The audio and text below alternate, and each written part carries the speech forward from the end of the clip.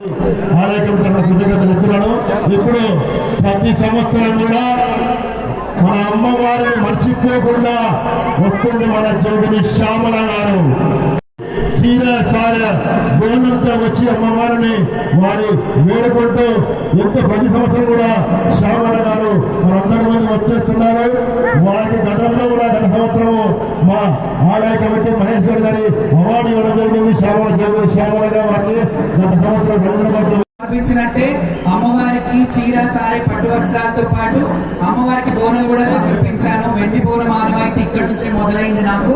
So చాలా సంతోషంగా ఉంది. అండ్ ముఖ్యంగా ఈ రోజు మన తెలంగాణ గడ్డ మీద ఉన్న మన బండి సంజయ్ గారు త్రిశక్తి ఆలయం అందరికి చాలా మందికి తెలియదు.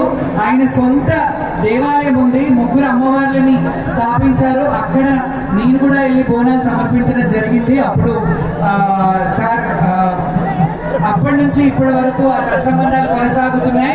చాలా సంతోషంగా ఉంది ఆయన ఈ రోజు సెంట్రల్ మినిస్టర్ అవ్వడం.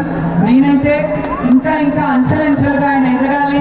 అలాగే మన బోనాల పండుగ తెలంగాణకే పరిమితం కాకుండా యావత్ భారతదేశానికి పరిమితమయ్యే విధంగా ఆయన కృషి చేయాలి.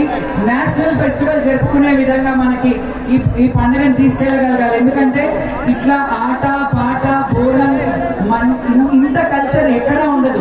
ఇది స్త్రీని పూజించే పండుగ, శక్తిని పూజించే పండుగ, అమ్మని పూజించే పండుగ. కాబట్టి ఇది మన స్టేట్ వైడ్ కాకుండా సెంట్రల్ వైడ్ కూడా ఈ ఫెస్టివల్ ని మనం సెంట్రల్ ఫెస్టివల్ గా జరుపుకునే రోజు రావాలని మిమ్మల్ని వేడుకుంటున్నాను. మీరు కూడా మీ వాయిస్ గా సెంట్రల్ లో ఇది వినిపించాలి. అండ్ ఢిల్లీలో కూడా మన ఉనికి, మన తెలంగాణ బోనాలు, మన పోతరాజు, మన తొట్టెల, మన పలారమండ్లు ఢిల్లీ దర్వాజా ముందు కూడా, అంటే 15 ఆగస్టుకి జెండా వందనం ఎలాగైతే ఒక్కొక్క రాష్ట్రానికి ఒక్కొక్క ఉనికి ఉంటుంది, ఈసారి మన తెలంగాణ ఉనికి కూడా అక్కడ ఉండేలాగా చూడాలని నా రిక్వెస్ట్ సార్.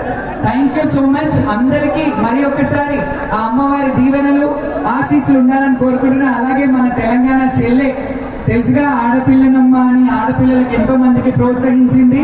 ఎంతో మందికి తన చిన్న తనం నుండి ఒక తెలంగాణ మట్టి మకరందాన్ని, ఆడపడుచుల ఉనికిని ఉండాలి ఆడపిల్లనమ్మ అని తన తల్లి కొంగు పట్టుకుని ఎలాగైతే పాడిందో ఇప్పటికీ మన తెలంగాణ పాటలు, బోనాల పాటలను పాడుతుంది.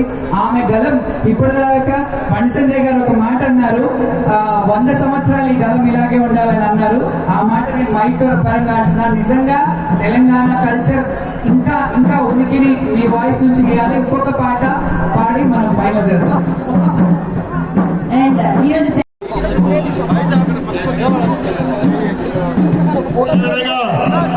జాతీయ అధికార ప్రతినిధి జ్యోత్స్న గారి వెహికల్ కూడా ఆపినట్టు అక్కడ జ్యోత్స్న గారు